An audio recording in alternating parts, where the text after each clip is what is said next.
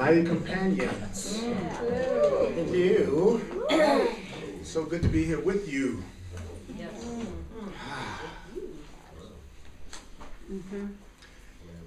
Mighty companions. Mighty companions.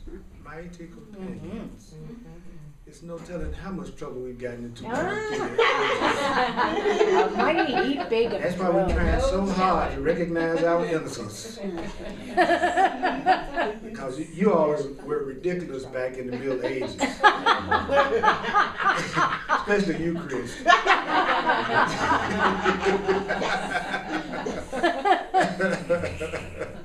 That's right. That's why we all trying to learn how to see our innocence right now. So I want to start out, Spirit told me to start out with a little meditation to allow us to move out of being in the lab. You know, that's where you were all day, right? How did you do? Did you manage to keep your peace most of the day? Yes. And a lot more than you would have, let's say, 5 years ago. Yeah, it's amazing how much better we are than 5 years ago. You know, as a matter of fact, I bet you, if you went back to yourself 5 years ago, you wouldn't have imagined you'd be where you are now. In terms of consciousness. Maybe not in terms of your bank account, but in terms of consciousness, you know. So let's take a breath, and I think you will get a lot more out of this if you allowed yourself to just close your eyes. Those online, just close your eyes, except if you're listening to this while you're driving. So it might not be the thing to do unless you're very advanced.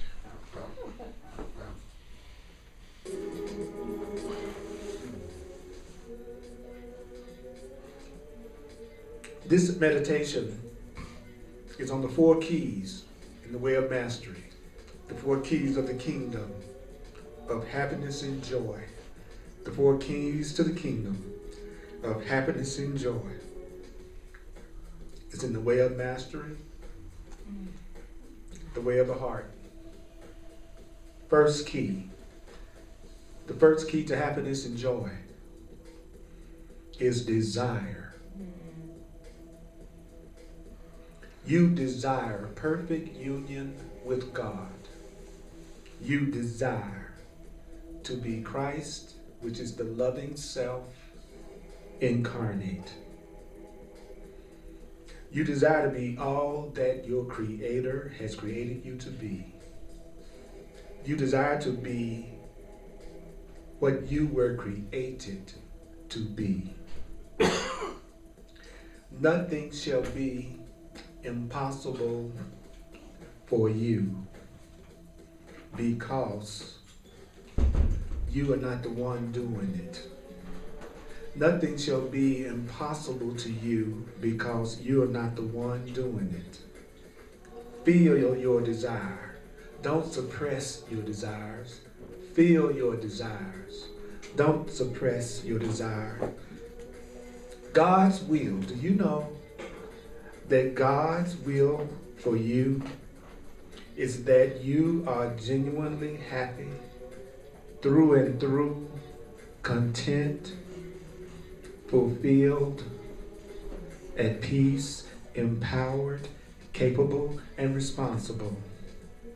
The second key after desire, the second key is intention. The intention is to remember that you are truly here for love. The intention is to remember what you are truly here for, and you are here to be the light of the world. Remember, you are the thought of love in a body. Remember that you are one with the Creator. Remember that the Creator is the source of your reality. Utilize time each day to focus your attention on the desire to be your true, loving self incarnate, the Christ, the truly loving self. Have the function of healing your sense of separation from all that is. Ask yourself just one question every day? What do I desire most? What am I doing on this planet? What am I committed to? What am I committed to? And as you practice asking these questions, the answer will become clearer and clearer. The question stimulates and gives birth to the answer. The question stimulates and gives birth to the answer. When you ask unclear questions, you get unclear answers. Remind yourself of this. Your intention is to use time constructively for the relearning of what it means to abide in the reality of love and to fulfill your function. Your function is healing. Healing requires the presence of your truly loving self. Only your true loving self can express the love that brings healing into being. The third key is allowance. Desire, intention, allowance.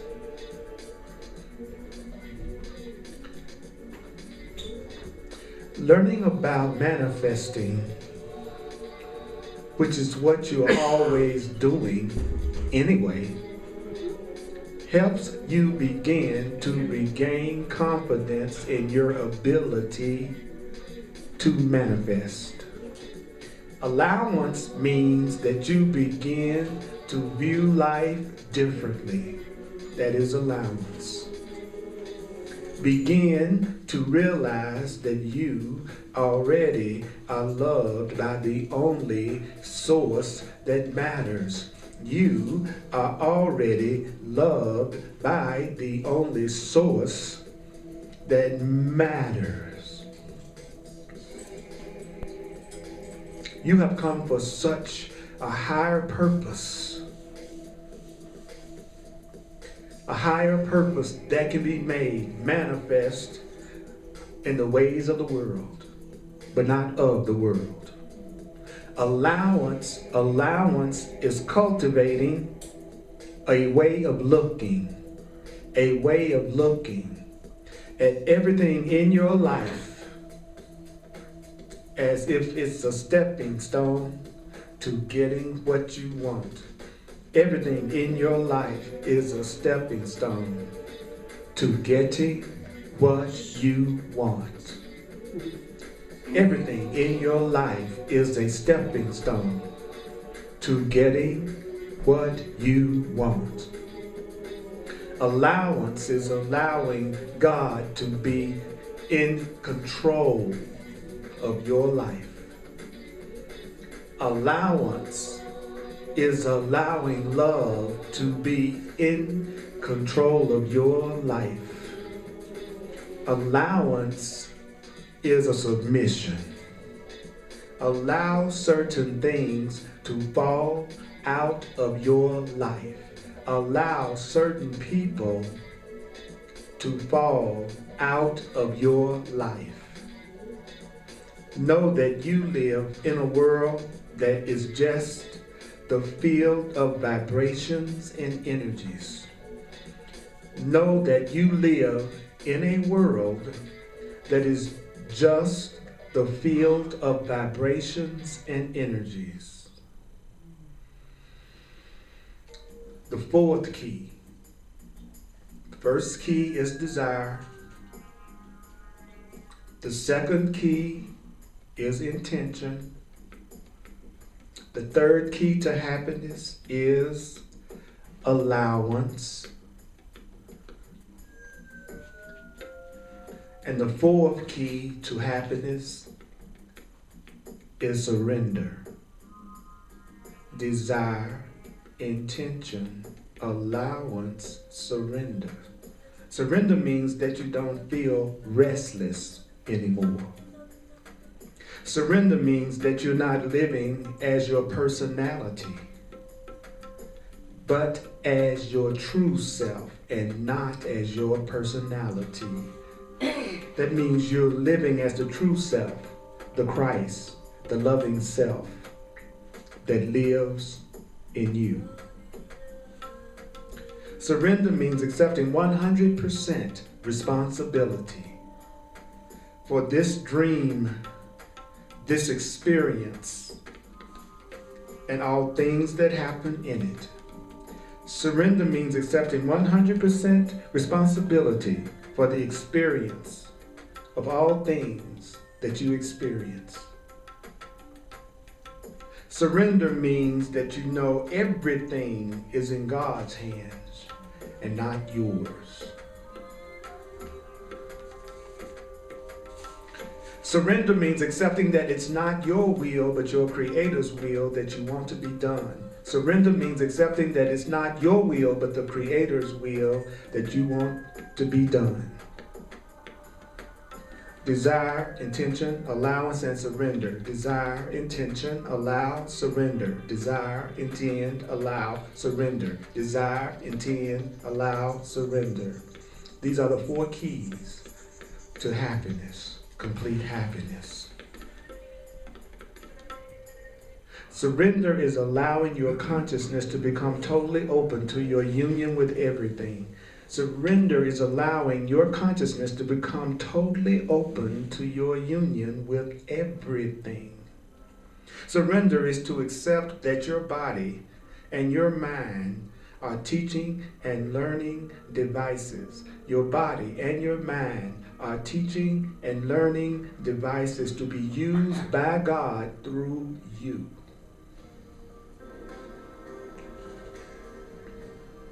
Death is your attention being released from the body. Death is your attention being released from the body.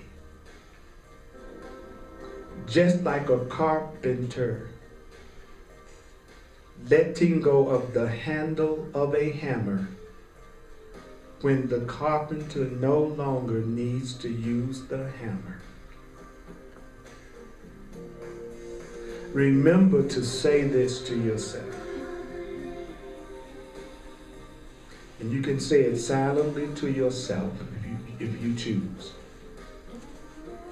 I and I alone am the source of what I experience.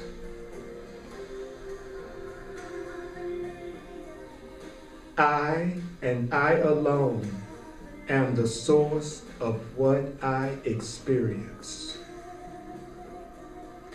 I am not a victim of the world I see. I am not a victim of the world I see. Everything I experience,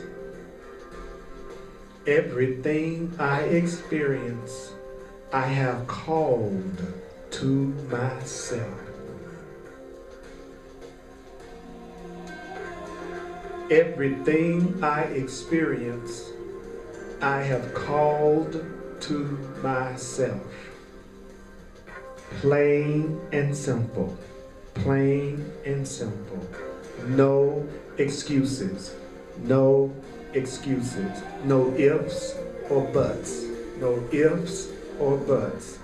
That is the way it is. That is the way it is. Immaturity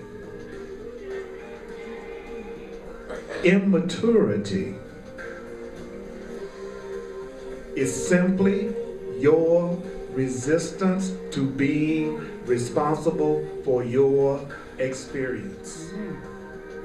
Immaturity is simply your refusal to be totally responsible for your experience. So the way of the heart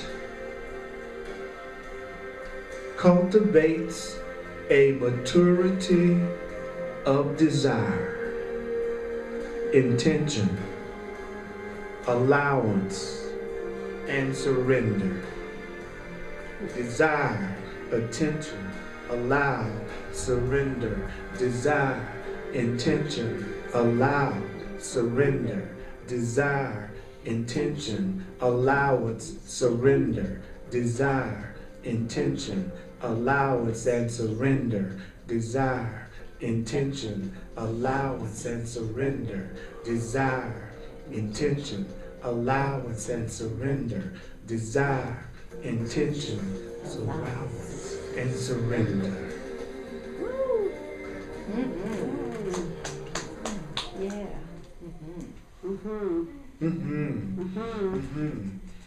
Did you hear me?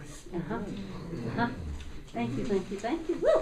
First key to happiness is desire. Desire. Without desire, nothing gets cranked up. So when you say you want something and you don't feel desire, then you need to question it. The second key is allowance. I have to allow it. Whatever it is, I have to allow it. Isn't it interesting to think that everything that you're experiencing is just something that you are allowing, no matter what it is? And then the next one is, the second one is intention, allowance is the third one, and then the fourth one is surrender. So I'm going to surrender the control of my life to that which truly loves me and that which created me. That's what I'm going to do. And sometimes I won't. A lot of times. I know. You act like you know me or something. Well, I know me. Well, then you know me. Right. So we're going to be in a section that's in the way of knowing, that's called Perceiving as a Master. Page. On page 408, in the way of knowing. So you said perceiving as a master? Perceiving as a master. It's a really cool section. And I'm going to go through the paragraph, a couple of paragraphs. And I'm much more interested in hearing and really integrating what it's saying than I am in trying to make sure I cover a ton of material. I'd much rather have one thing that I remember and walk away with than 4 or 5 pages of things that I don't remember what I've heard.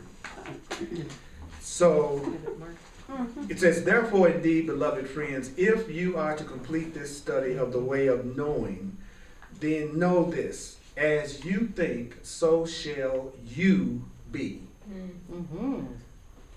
What does that mean? How you think, how you choose to perceive, and how you choose to believe will determine what you see in your world. It's sort of like the class I just put online that was called What You See is What You Get. The hardest part about hearing that, sometimes if I'm not happy, is for me to believe that I am seeing the result of what I think I choose to believe and what I choose to perceive, and that that's what's determining what I see. And what you believe you see is always going to determine how you act. So how you act is based on what you believe you see. What you believe you see will determine the friends you keep. What you believe you see will determine the kind of career that you create. What you believe you see will determine where you live and how you feel. So, how you feel right now is coming from what you believe you see. The friends are coming from what you believe you see. Your career right now is coming from what you believe you see. And where you live right now is come from what you believe you see. In other words, I love this about the truth. If you didn't get it this way, let me try it this way. If you hold the thought that you cannot trust the universe to support you, if you believe you can't trust the universe or God to support you, you will look out and you will see a world that seems self-evidently to reveal to you that such a thought is true. So if I believe that the universe will not support me, my life will reflect that idea, and it will look like nothing supports me. So you will then create behaviors, when you don't believe the universe supports you, that insulate yourself and never let the world know what you want. Because when you don't believe that you are going to be supported by the universe, you separate yourself, and then you never really let your world know what you really want.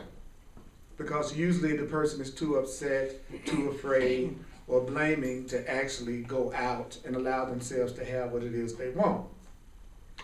The more unhappy you are, the more you don't believe what we just said is true.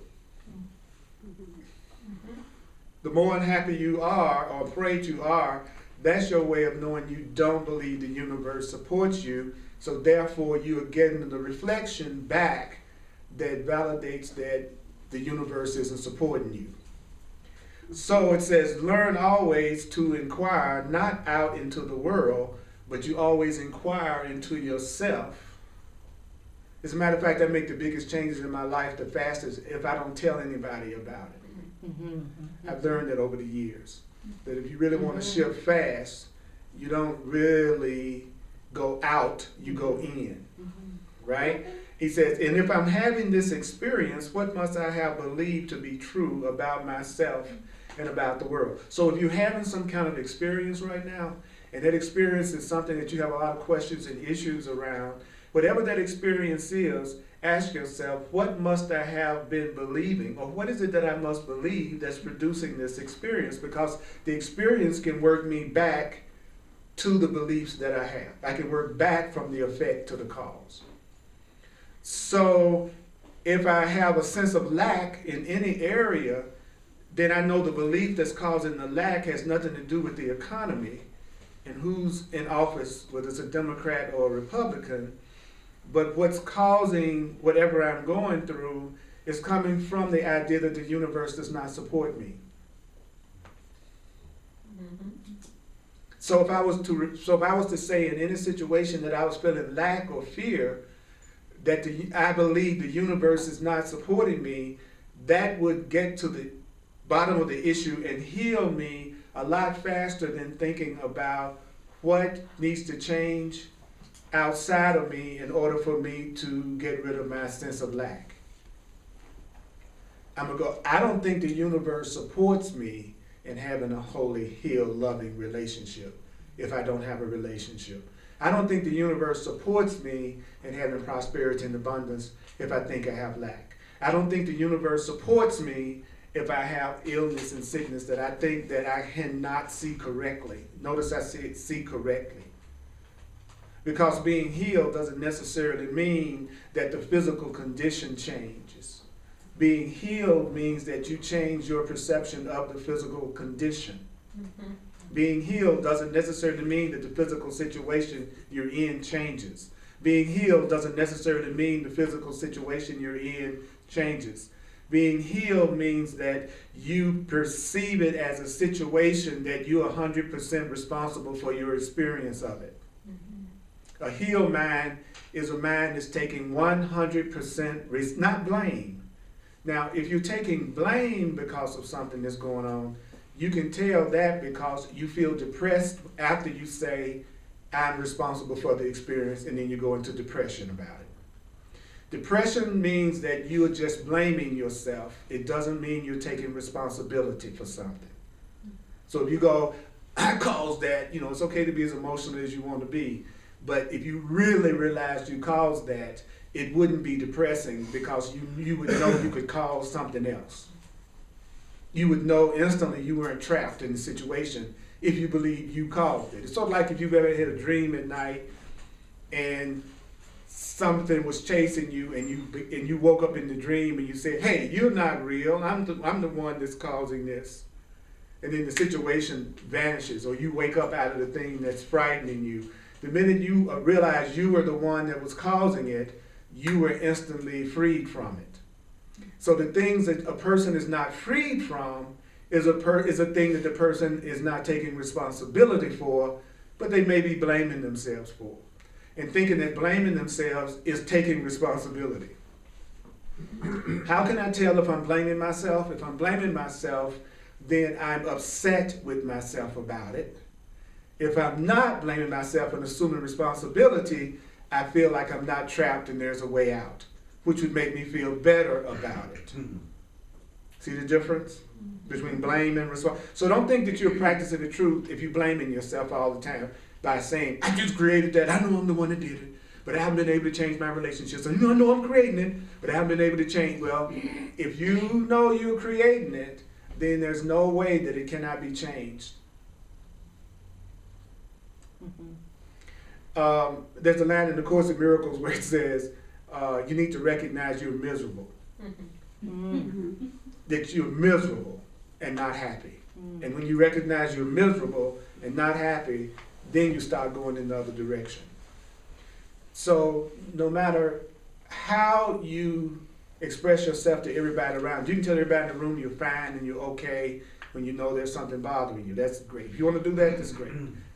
Don't lie to yourself about it, though. Don't pretend to yourself that you're feeling good about what you feel bad about.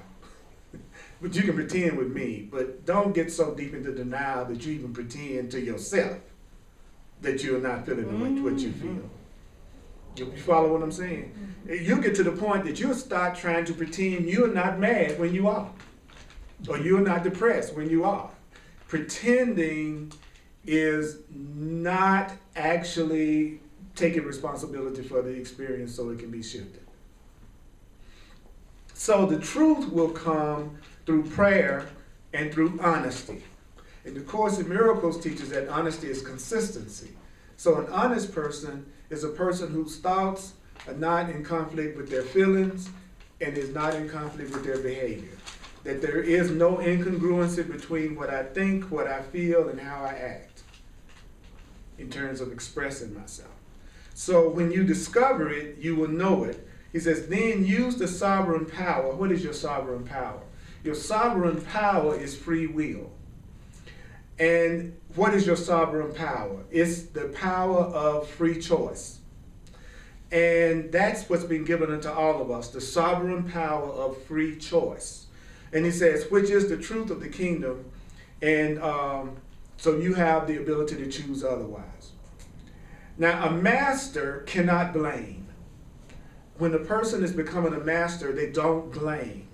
So I no longer blame my mother. I no longer blame my father. I no longer blame my race. I no longer blame my gender. I no longer blame. As much as possible, I try not to blame, because a master can't blame. And a master can never perceive himself or herself as having been victimized. So a master, what's cool about this is that even though I might not be able to pull, don't think that because I'm sharing with you what a master is like, that means you should be able to be that way right now, because I don't know how to break it to you, we're not masters yet. Okay, so don't be putting all this pressure on yourself by thinking just because you heard it, you should be able to do it instantly, or you're going to put yourself down. Okay? But how can I tell when I'm becoming a master? I can tell because I never see myself as victimized. And yet this mastery doesn't come through having some kind of special spiritual power. Mastery doesn't come through having some kind of special spiritual power. As a matter of fact, mastery comes from knowing that you couldn't possibly have a power that everyone else doesn't have. So you wouldn't really have a special spiritual power, because the Creator would never give you an ability that everybody else doesn't have also, because the Creator gives equally. So there is no ability that anyone has that everyone doesn't have. And the main ability is the power of choice. So everybody in this room got the power of choice. So nobody's trapped in whatever it is they're thinking about right now. So he says it comes only through a simple and free choice. So mastery doesn't come from a special power. Mastery comes from a simple choice.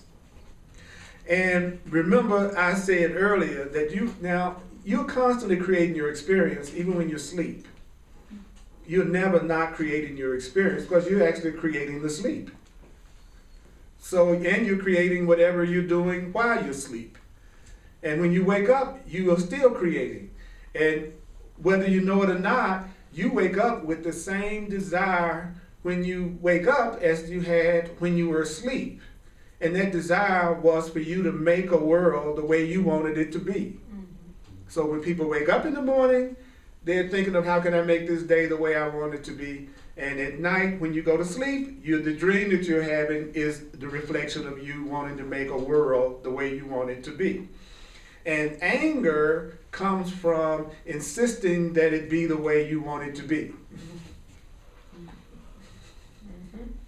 Anger comes from insisting that everybody do it the way you want them to do it.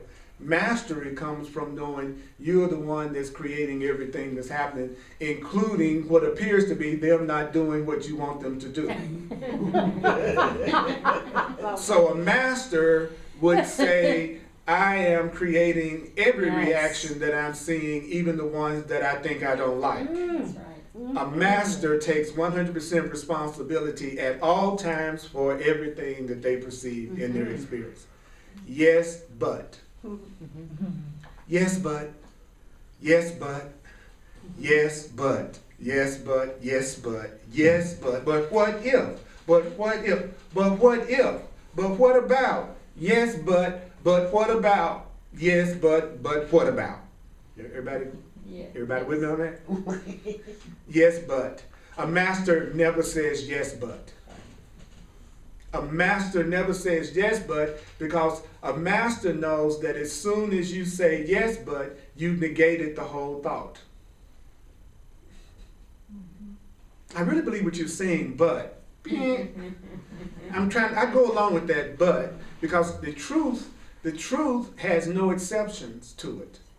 The truth has a no exception rule. If it's the truth, there are no exceptions, period.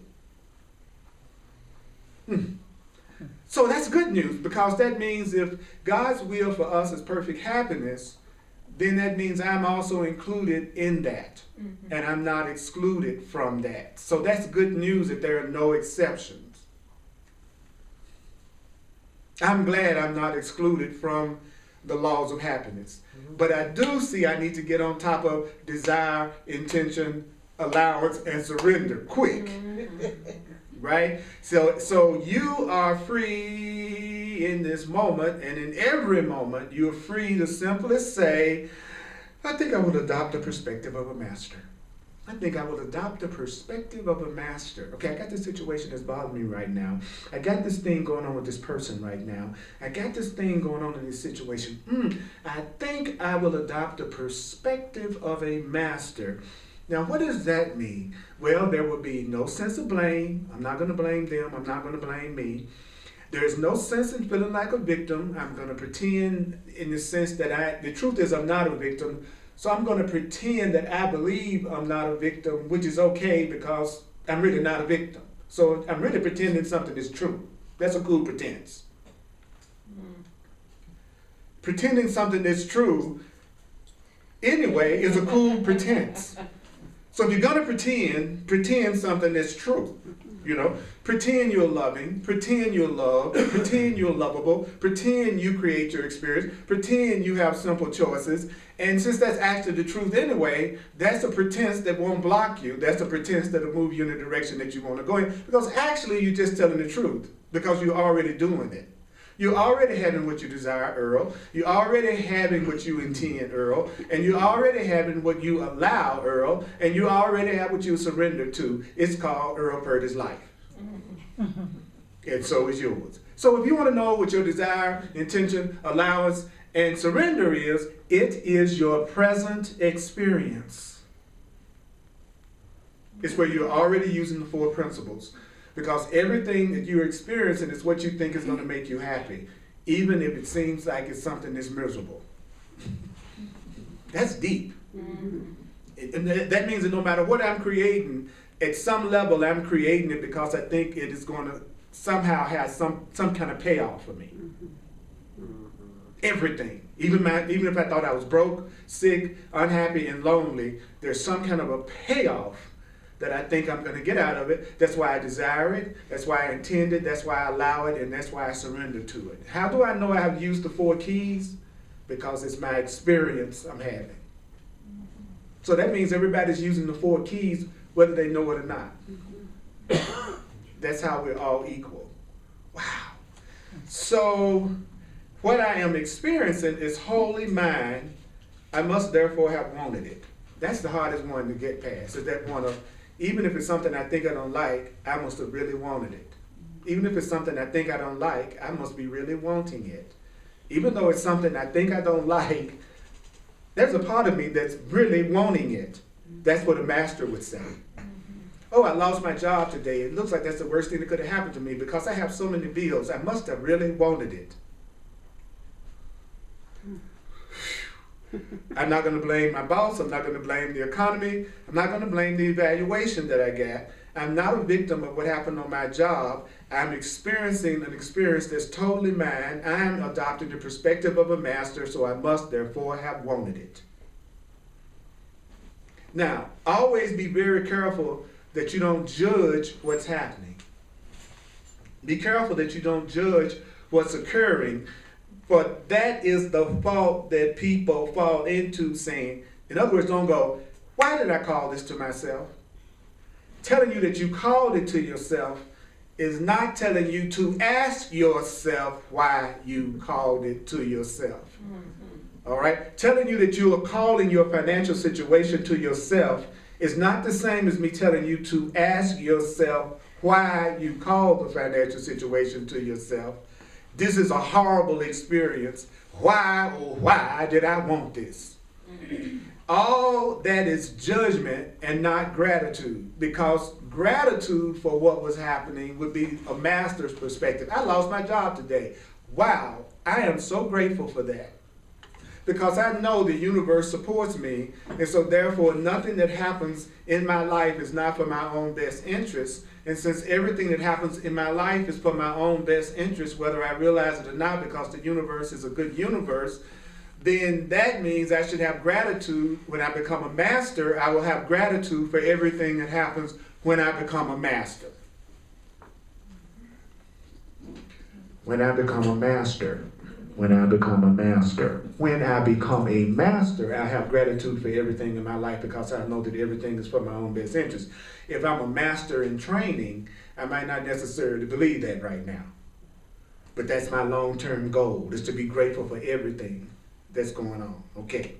So I'm going to stop here, throw it open for some discussion or some questions in terms of what it's saying and how to apply that to our experience. As a matter of fact, did you notice that it told us how to apply it? It says, you are free in this moment and in every moment to simply say, free to say, I think I will adopt the perspective of a master. No sense in blame, no sense in feeling like a victim. So how would we make that an experience? We take an experience in our life right now, no matter what that experience was, something we enjoyed or something that we're not giving ourselves joy through, and then we would say to ourselves, I just had a fight with my mate this morning. Let me take the perspective of a master. I'm not going to blame them. I'm not going to blame me. I'm not going to feel like I'm a victim of that person in that situation. I'm going to experience this as being totally my experience, and at some level I must have wanted it, and I'm not going to ask myself, why did I call it to myself? That would be practicing the truth. Now, if you have issues in your life that you're unhappy about, honestly ask yourself, have you done this? Tell the truth. Have you done this? Have you adopted this perspective of no sense of blame, no sense of feeling the victim, experiencing it as totally your experience, and then telling yourself, I must have really wanted it, but not in a perspective of, why did I call this to myself? This is such a horrible experience. What did I do to want this? If we would be really honest with ourselves, I would venture to say, we would all have to say, we are not doing this in whatever area we're dissatisfied.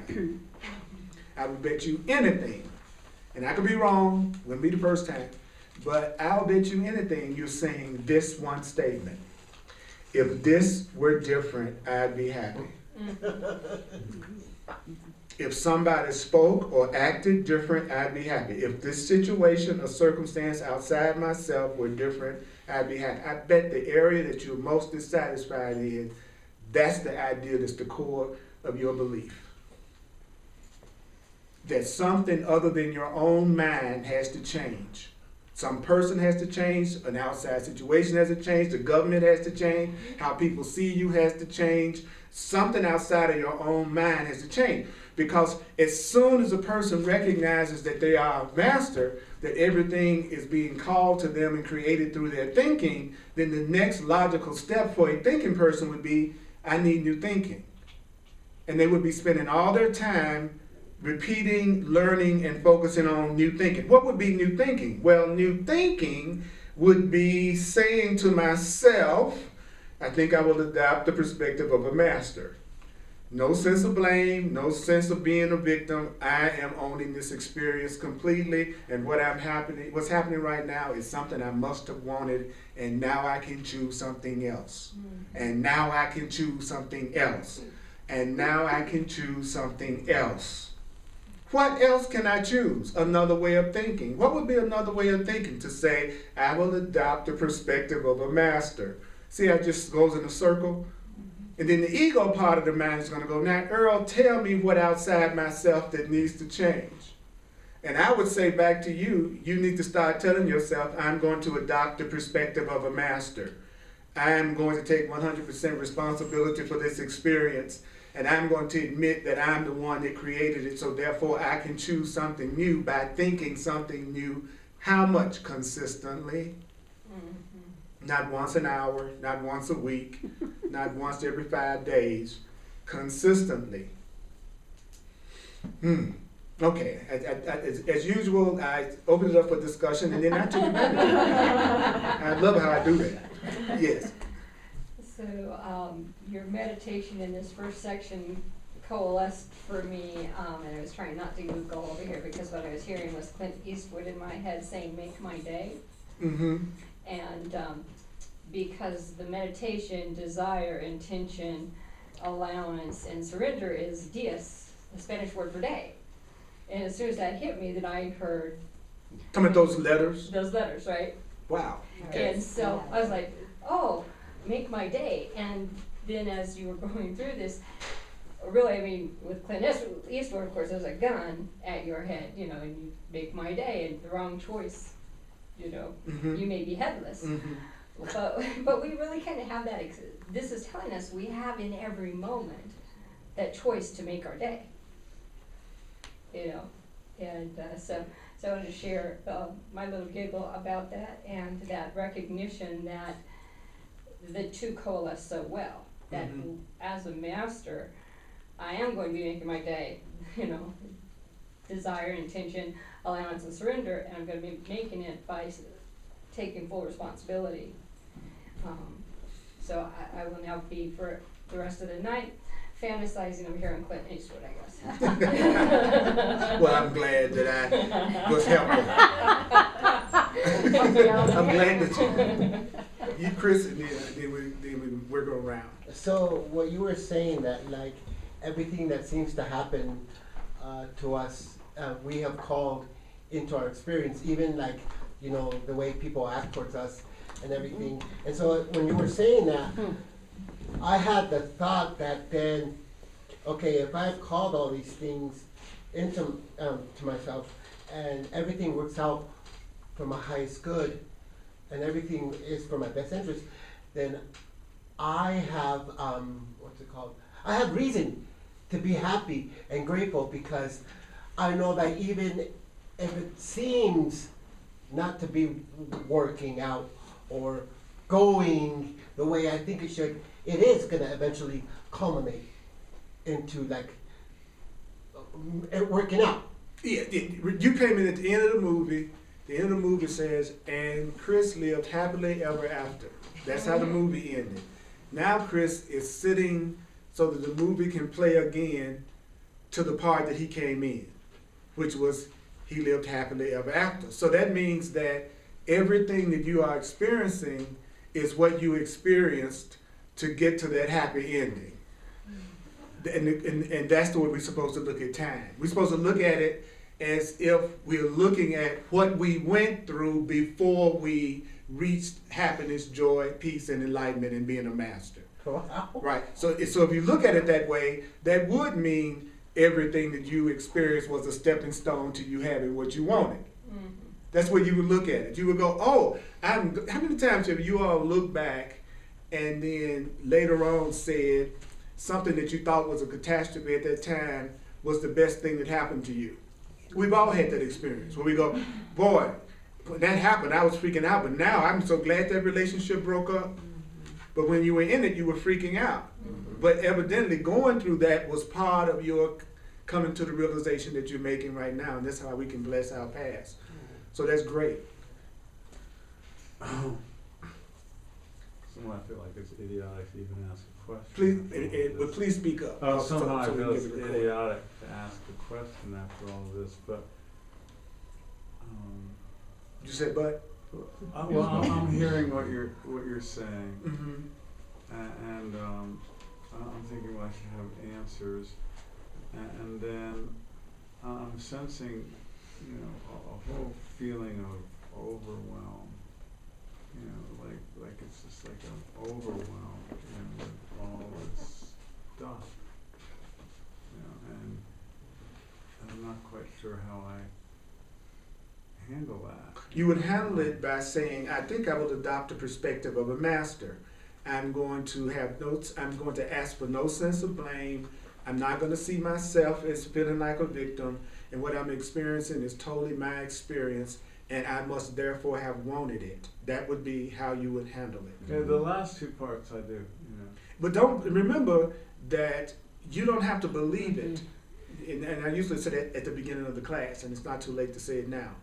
It's so important to let go of the idea that you need to believe an idea as soon as you're introduced to it. Because if you already were using it, you wouldn't have whatever it was you were feeling unhappy about. So notice that it said, you are free in this moment and in every moment to simply say. And all of us are capable of saying this. Every person in this room and listening on the internet, and you are capable of just saying this. It didn't say believe it. It said right now just say this. And that's where we get stumped. It's because the truth never asks us to do anything that we can't do right now. Because we could do that. Every one of us could do that. Yeah. So could I add to that? So I bring this in, and to understand it, and I remember before you left, you had said something about, you know, that your ego was, you know, going to be doing some. Please speak up. That your ego was going to be doing some intense stuff. So I'm wondering, like, so how does that work in my life? Not exactly what it was doing with you, but how does that kind of a thing work? How does what thing work? Well, like you said, I think, and correct me if I'm wrong, before you left for England, you said, well, you know, there'd probably be some ego issues or whatever coming up. Right. And so I wonder, like, in my own life, how that, like, even in this, how that creates, you know, and what that is, and how I recognize it, what I deal, how I deal with that. You the way that you recognize it is that you say, if I'm having this experience, what must I have believed to be true about myself? If I'm having whatever this experience you're talking about right now, you ask yourself, what is it that I must be believing in order for me to have this experience, whatever it is. See, that's the thing about the no exception rule. The no exception rule means that no matter what we're telling ourselves, no matter what we're going through, no matter what we're feeling, no matter what we're confused about, this is what I should say. If I'm having this experience of confusion, if I'm having this experience of overwhelm, What must I have believed to be true about myself? Ask the question. That's the answer to what you're saying right now. It's for you to ask yourself the question, what is it that I must be believing to be true about myself and about the world for me to have this feeling of overwhelm? So the answer is actually a question. The answer is actually asking yourself a question. That would be the answer. The answer would be for you to say, if I'm having this experience of overwhelm or whatever it is, what must I have believed to be true about myself and about the world? And if I want to take it even deeper, I would say, I think I will then adopt the perspective of a master and then ask myself, what is it I must have believed in order for this to be true? But I'm not going to blame myself. I'm not going to tell myself that I'm a victim and that I'm going to own the experience. And I'm going to say, whether I believe it or not, I'm going to say whether I understand it or not, I'm going to say whether it makes me feel good at first or not, I must therefore have wanted it. See, if you take whatever your ego comes up with to make you feel unhappiness or any dissatisfaction, but you apply the same answer to it every time, you will undo it faster. Because your ego wants you to think you need 100 different answers for 100 different problems that's coming up, and not to go to the answers that we're being given consistently in every situation. You follow what I'm saying?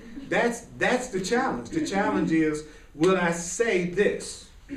Will I actually get to the point that when I'm upset, the first thing I'm going to do is adapt the perspective of a master and not pretend like I didn't get an answer? Because we did. We got a very definite answer about how we should look at the experience. And then we were told, don't ask yourself why you did this to yourself and why you called it to yourself. But even if you ask yourself that question, you know what the answer is. I called it to myself because I felt like at some level it must be some kind of payoff that I'm getting out of it. I called it to myself because there's some level I must think I deserve to have this. I called it to myself if it's something painful because maybe I'm not loving myself the way that I should. I called it to myself because maybe I feel some guilt and some fear and some sense of unworthiness. So even if you ask the question why you called it, I called it to myself because I think I'm separate from God. I called it to myself because I think I'm separate from love. So even if you ask that question, there are plenty of answers for that question, even if you choose to ask the question. But it's saying, don't even ask the question. Just take the perspective of a master, even if you don't believe you're a master yet. And then do that consistently and see what happens. Just do it and see what happens. What would happen if you did that every time you got upset over the next 24 hours? You were to say, what is it I must have believed to be creating this for myself right now?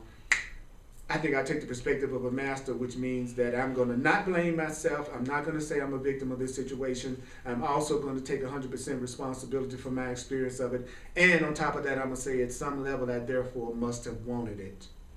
That would transform you.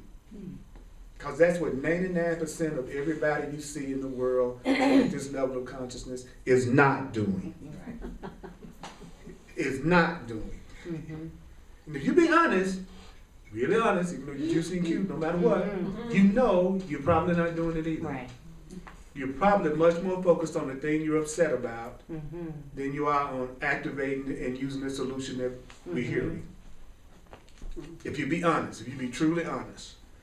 As a matter of fact, people go most unconscious in the class when you're sharing the answer.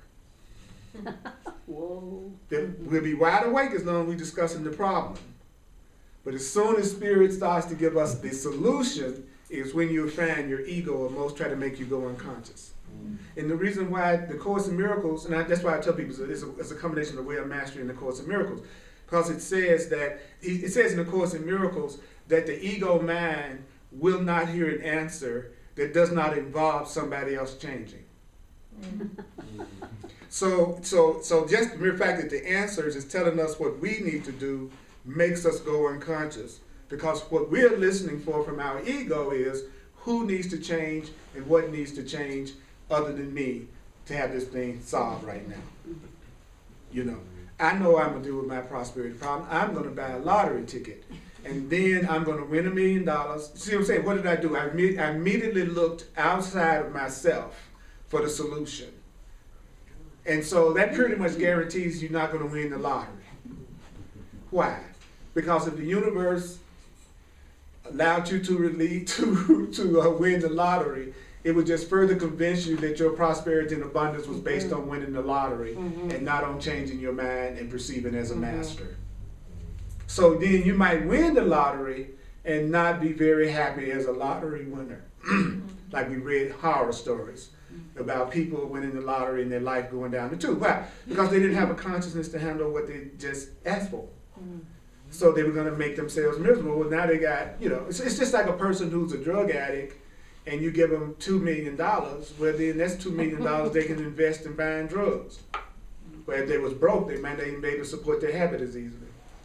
So to really come into your ability to manifest at a conscious level while still being on a lower level of consciousness might not be the best thing that could happen to you. And what I mean by lower level of consciousness, a level of consciousness where you think what's happening to you is caused by something outside of you. That's what I mean by lower level of consciousness. You still think that you are not the creator of your experience. He says that's spiritual immaturity, right? Early in the meditation, it said spiritual immaturity is whenever you're with a person who's not taking any responsibility for their experience. So that's the new definitions of being immature. Is when you're now around other people who don't take responsibility for how they're experiencing things. That's an immature person.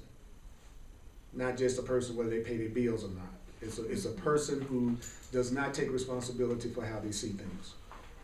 That would be immaturity from a spiritual level. That's a spiritual child. And so on the spiritual path, you do reach a point that you have to go into spiritual puberty. It's like you're the child to the puberty, to the teenager, to the adult. Some of us, we have to go to another level now. It's you're getting ready to have your first period. I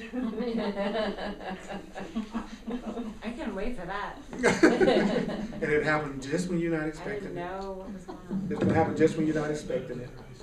Okay? Your what? Your next period of achievement. That's what I was talking about. What y'all talking about? That's what I was talking about. That's it. Anybody else? And then we're gonna go further. Yeah. I was just, while you were talking, I kind of thought about a little prayer. Cool. Thank you, God, for revealing the truth of me. Thank you, God, for the capacity to change the truth about me.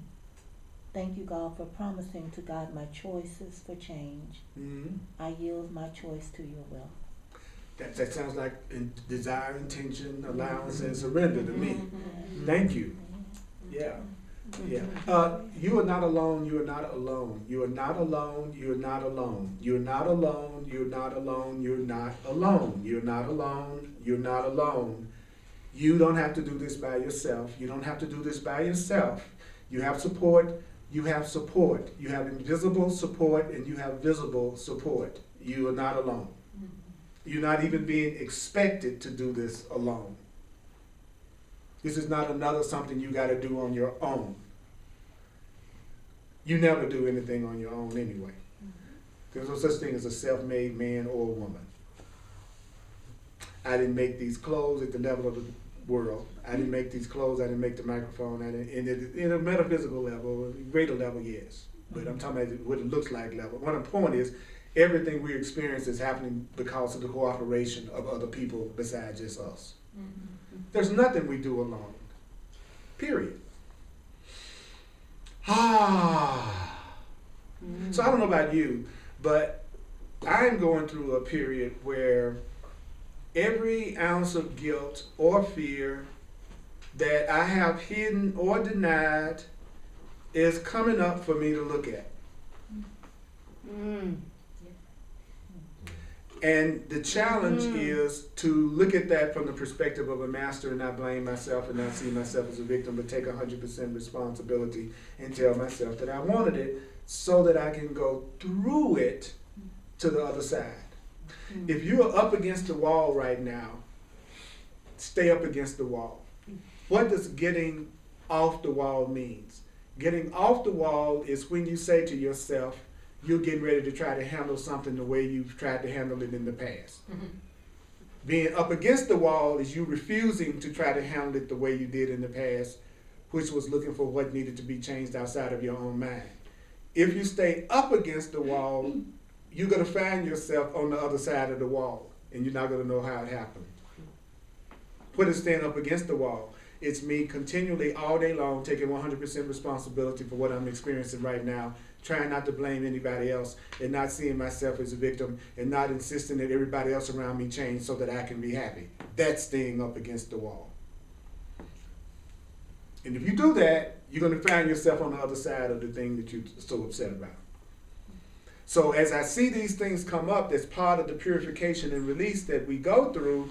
My challenge is the same as your challenge, which is going to be to continue to take 100% responsibility for that experience without blaming myself and without asking myself, why did I do that? And if I do ask myself, why did I do that, then use the answers that the truth is teaching me as to why I did that. Because I wanted it. That's why I did it. Now I want something else. And I want to join with people who want something else. So it'll happen fast if we join together on it. Okay? I have a question. Yeah. So what if you have a situation that, like I've been working really hard and studying the course and all of my books through this, and when I go to bed at night, there's this like one evil thought that won't go away, and I'm trying to just like peacefully just let it go by, and it won't let me sleep, and like it's kind of freaking me out, and I know it's a fearful thought, and I've done everything that I know from studying, and I don't know what to do with it. It basically always means that no matter how much I think I am applying the truth to it, I need to apply it even more. Even if it seems like I'm saying it 100 times a day, then it means I need to step it up to 150. Okay.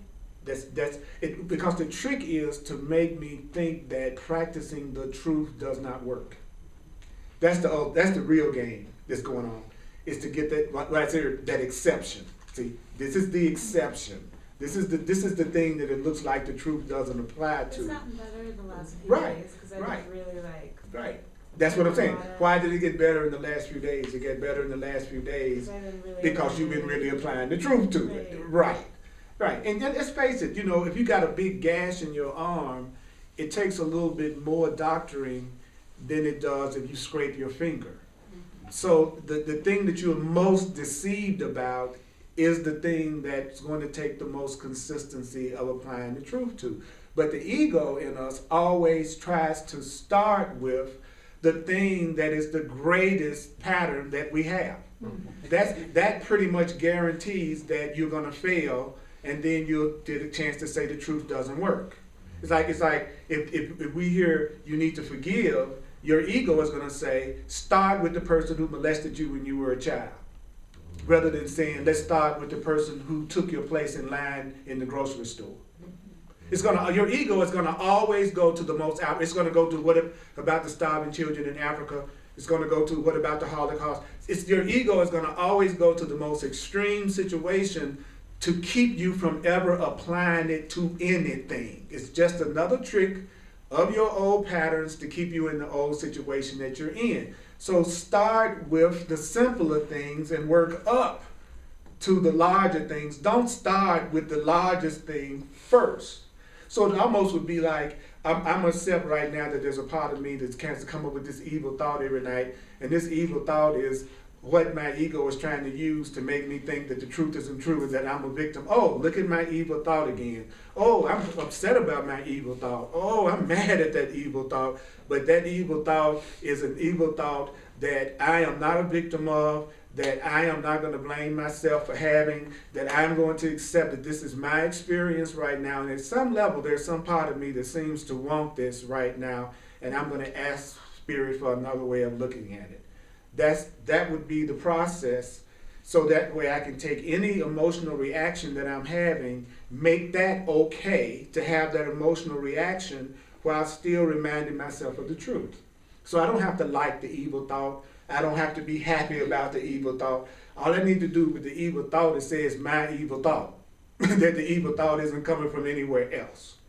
That's what dissipates the so-called evil thought, is never ever relinquishing responsibility for the perception of it, even if I don't like it.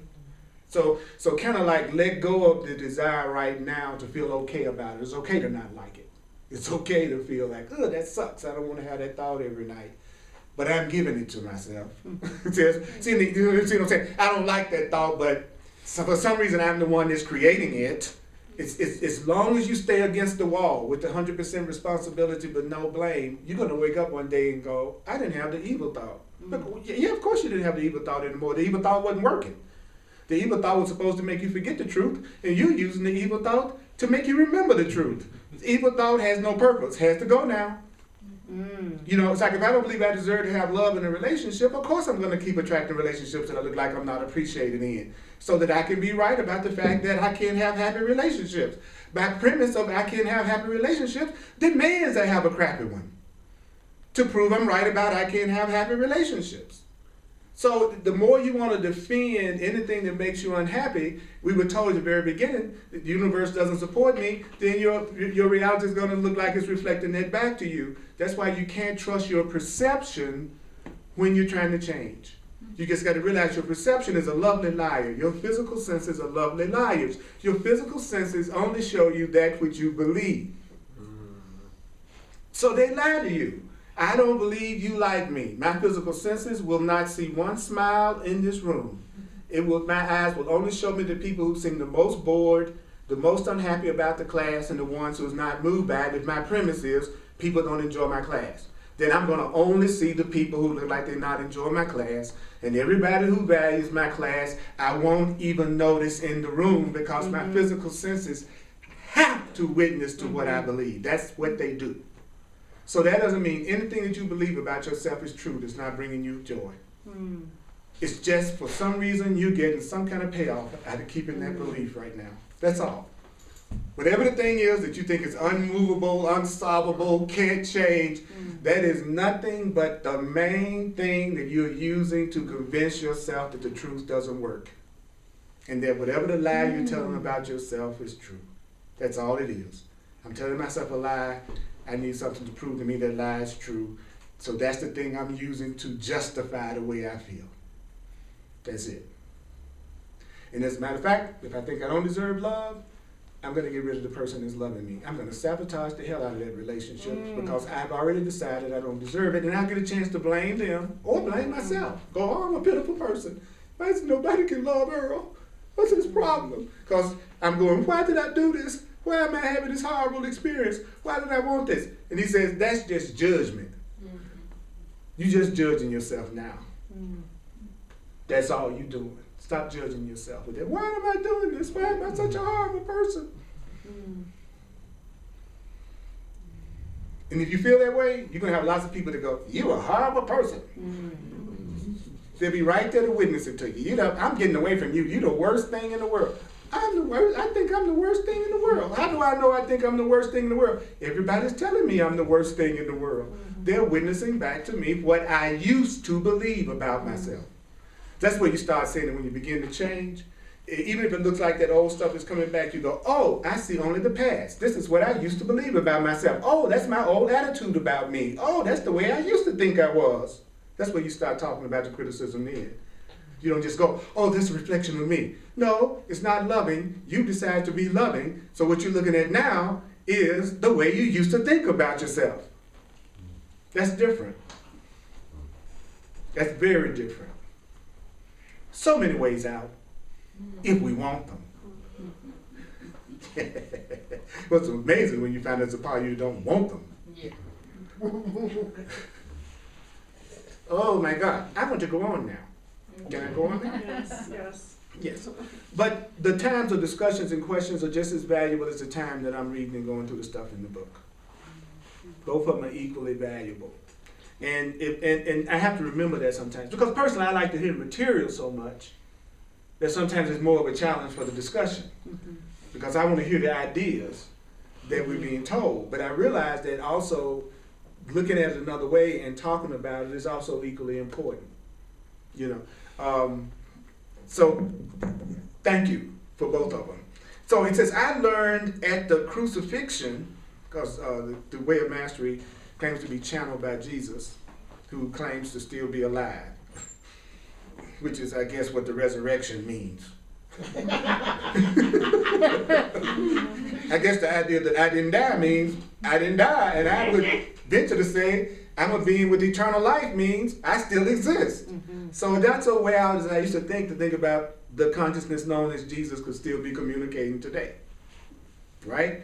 So he says, I learned at the crucifixion that I could feel and experience gratitude for my persecutors. Now that's when you know you get there. When you actually can express gratitude for the people who look like they're attacking you. Now that's the high level of consciousness, let me tell you. I can feel gratitude for the whole context of experience that what I had chosen to call to myself.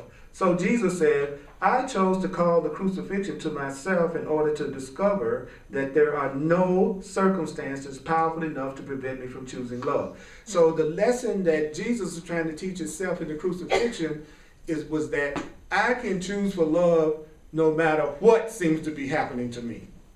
That was the lesson that he gave himself. He was like, okay, what I want to learn in this lifetime, what you want to learn, Jesus? Well, I want to learn that no matter what it is that somebody appears to do to me, I can still choose for love. Okay, well, how about a crucifixion? That sounds pretty cool. And then there's a line in here where he says, I thought it was priceless. He said, actually, compared to what some of y'all do to each other, crucifixion was nothing. Having some nails in your hands and feet is nothing compared to having yourself bushed, beat up, abused for years and years and years. And some of the stuff that some people choose to go through, that's nothing compared to being burned alive. You know, in other words, when you think about it, there's a lot of other more painful ways you could leave this experience than what happened to Jesus. And that's what he said. You know, actually, y'all do it much better than me. You know, and that's the truth. And then it goes on. So what is the lesson? That I'm having experience so that I can discover that there are no circumstances powerful enough to prevent me from choosing love. So I could say the same thing. Whatever it is that's making me unhappy right now, I'm calling it to myself to discover that there's no circumstance, including this one that I'm going through right now, that's powerful enough to keep me from choosing the truth and love. Every one of us could say that about whatever we're going through right now. We could say, I'm going through this experience to discover that there's no circumstance that's powerful enough that can ever happen to me that can keep me from choosing the truth and love. That's what we could say is the answer to everything we're going through right now and why we're going through it. Then it says, in the end, can there be a more powerful experience to call to yourself than that? He says, not the crucifixion with nails in your wrist, but rather the power to see that in every moment of birth and of death, of comings and goings, that nothing, no matter what's happening, nothing prevents you from the deep peace and joy of choosing love. So what is the ultimate lesson we're learning? How to choose for love no matter what's happening. We're all learning that lesson. How to choose for the truth no matter what's going on. That's the lesson all of us are learning, and we're all learning it in our own ways. But that's the same lesson, and we all got it, that lesson. What is the lesson? To see if I can continue to practice the truth no matter what seems to be happening to me. Whew. Wow. He says, nothing can prevent you from the deep peace and joy of choosing to love, for love is not conditioned by the conditions of the world. How can love be when the world does not exist? Only you exist as a field of awareness that chooses to create perception and belief. So what does that mean? It means when it says the world doesn't exist, it's talking about you are the one that's creating the world that you see through your perceptions, your ideas, and your beliefs. So when you say the world, all you're saying is my perception. When you say the world, because all of us would have different interpretations of what the world is, so that proves there is no world, because none of us are agreeing on everything about what it is and how it is. So that proves the world is just a perception. But you are real, because you're the one that's making the perception. So you're the one that's real, not the world. The world is just witnessing to the perceptions you're creating. So that means the world doesn't exist. That's deep. Does everybody hear me on that one? Every one of us has our own perception of everything. That's our world. Since it's made up of our perception, it's not real. My world seems to be different from your world. Your world seems to be different from my world. You got your own perception of the world. I got my own perception of the world. So that means there is no world. There's just our perception. There is something out there for sure, but it's not our perception. What's out there is actually on the other side of your perception. There is me, but between me and you is your perception of me. So you're seeing your perception, you ain't seen me yet. That's deep. See, I haven't seen any of you. I'm just seeing my perceptions of you. And then he's telling me, well, how can I tell when I've actually seen you? Well, he said, well, you can tell when you've actually seen them because number one, you're going to see them as yourself. Number two, you're going to see them as love and innocent and beautiful and holy. And you will scarcely be able to not cry out of joy for what you're looking at. So if you're not looking at anything with ecstasy and bliss, you haven't seen it yet. You're just seeing your perceptions projected out on something that's really there. See, the movie screen is there, but the images on the screen isn't.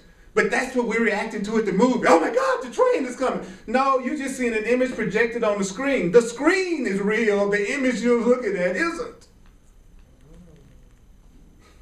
And that's what we're doing right now. Ah, the train is coming. You're the one that's you're the projector, and the world that you're looking at is your screen. You are my screens. You are my screens. I'm your screen. You're using me as a screen. You're projecting images and ideas about me, and you're reacting to them as if they're real. Wow. Wow. And so what does the truth do? It says, well, I'm going to tell y'all something. You all are misperceiving each other completely, and you know you're misperceiving each other because you don't look at each other with total, complete joy. So let me tell you something. This is how you can tell when you're really seeing each other. You'll feel total unity, and you'll feel total joy, and you won't have any sense of separation, and you'll care about your brother as much as you care about yourself, because you know he or she is yourself. Until that happens, you're looking at your projections and not the real person. So you've never seen your mate, you've never seen your mother, you've never seen your brother, you've never seen your sister, you've never seen your coworkers, you've never seen anybody yet. You've just seen your projections. That's all you're interacting with all day, and me too. Our projections. Now, your projections will start to get more and more loving as your mind becomes more and more loving. You will say people are treating you kinder than they used to. You're just projecting a more loving thought about yourself than you used to. And all of a sudden, your mama ain't so bad no more. Your child isn't such an issue like they used to be. My child miraculously changed after I started studying the course. And so did everybody else I knew. Fancy that. I started to change my mind about them, and they look like they started to change their mind about me. And guess what? Even if they hadn't changed their mind about me, I still don't get as upset about it as I used to, because I know I'm the one that's choosing how I'm feeling about it. So I win-win anyway.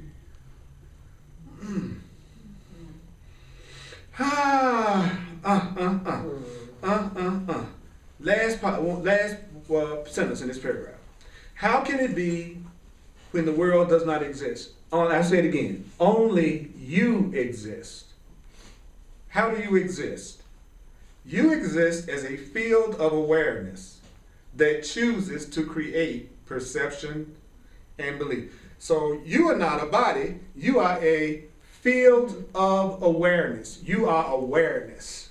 And you are awareness that's creating your own beliefs and your own perception. Your body is just a teaching, learning device. You are consciousness and awareness creating through your belief. And so therefore there is nothing you can't have, nothing of beauty and love that you cannot experience. And that's the truth. So could we acknowledge us for hearing this together tonight? It was just deep to go through this together. I have to give it to us, but you really guys could have heard it. It was awesome. All right, so let's do the financial expression of appreciation if you'd like to. If those of you who like to make a financial expression of appreciation that's watching online, I am a full-time teacher. Appreciate it. just go to my website, earlpurdy.com. I'm also available for one-on-one sessions called Clarity Sessions.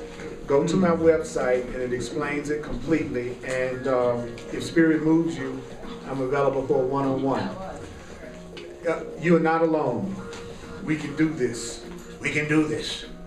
So I'm going to be doing the Course in Miracles class on Sunday, and I'm also going to be remembering that it's time for me to start looking at things from the perspective of a master.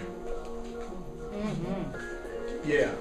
So one thing I heard tonight that I really want to remember and not forget is I can choose to have I can choose to have everything that I want because I'm a field of awareness. that's right. And so I can choose it. That's right.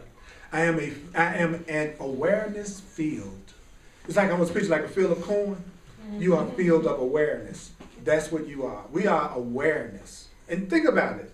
Isn't that what you are? Aware. You really think about it, that's exactly what all of us sitting up here being. Aware. And what are we aware of? What we believe and what we create. That's the only thing we're aware of. It made me think of one of my favorite thoughts, which is, this must be the perfect experience for me now. How can I extend love in this moment? Right. That every situation and circumstance is that we're going through in our life is trying to get us to see that we can choose for love. And in other words, you might want to say, if choosing for love seems kind of abstract, is you could say, in every situation and circumstance that I'm going through right now, this is an opportunity for me to choose the truth. I'm not going to look at this through the truth that I'm studying. This is just another opportunity for me to use the truth that I'm studying. And then the mind will say, well, what is that? I have called it to myself. I'm going to look at it from the perspective of a master. No sense of blame, no sense of feeling like a victim. I am wholly having this experience and I must therefore have wanted it. If we spent an hour saying it over and over for an hour, we would be transformed. It's really the truth. Like if we would spend 30 minutes and I was to say that as many times as possible in 30 minutes and you were too, we'd be transformed. Because that would probably be the most that we would say it. Think about it. Think about it. That would be the greatest gift that we could give each other, was to use these times together to, as much as possible, use them to learn to remember the things we're being told to say to each other and to ourselves. Because I know it's harder for me to do it by myself, but maybe if I was somewhere that it was dedicated to really memorizing this, learning how to say this, there could be no better use of an hour. Anybody else? One thing you heard that you'd like to really remember from tonight? Desire, intention, allowance, and surrender. The keys to happiness are desire, intention, allowance, and surrender. I want to remember that those are the 4 keys to happiness. What do I desire? What do I intend? Will I allow and will I surrender? Anybody else? One thing I really want to keep clear in my mind is I'm creating. I'm the one that's creating it, but I'm not blaming myself. Absolutely.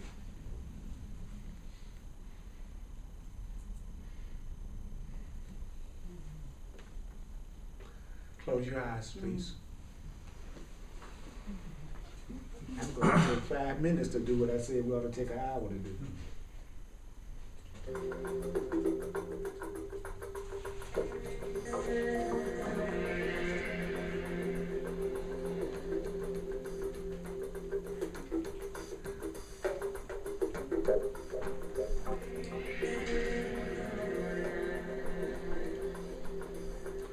Learn always to inquire, not out into the world. When something is bothering you, the first thing that you do is to inquire within.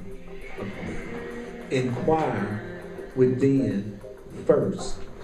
Even if you go out into the world later, inquire within first. And you say to yourself, if I am having this experience, what must I have believed to be true about myself. If I am having this experience, what must I have believed to be true about myself? No matter what the experience is right now, ask yourself, if I'm having this experience, what must I have believed to be true about myself and about this other person or the world? The truth will come through prayer and honesty. The truth will come through prayer and honesty. That's why Marjorie was inspired to write down a prayer, because the truth came to her. And the truth comes through prayer, which is asking, and honesty. So prayer is asking. That's why you notice a lot of the answers has to do with you asking yourself questions. A master can't blame. A master can never see themselves as having been victimized. Mastery doesn't come through special spiritual power.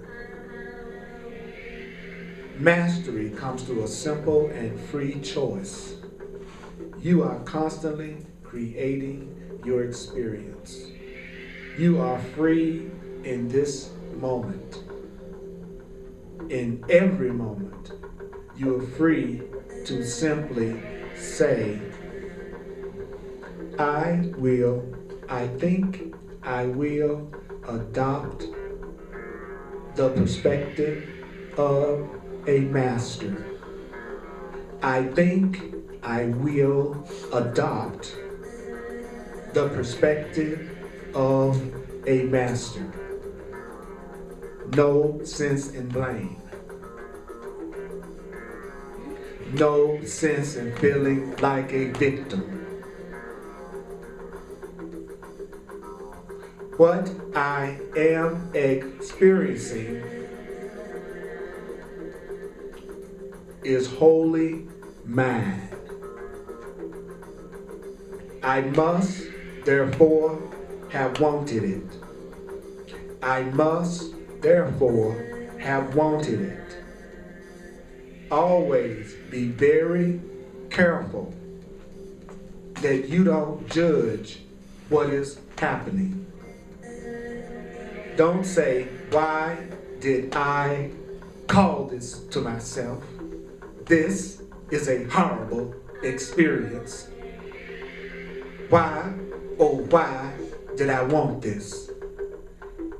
All of that is judgment and not gratitude. You want another way of looking at it. So whatever that situation is, say, I am determined to see this differently. I am determined to see this differently. I am determined to see this differently. Them, I am determined to see them differently. One more time. I am determined to see them differently. Myself. I am determined to see myself differently. Thank you, mighty companions. Appreciate y'all. Blessings. Total and complete, incredible, juicy blessings. Lord have mercy.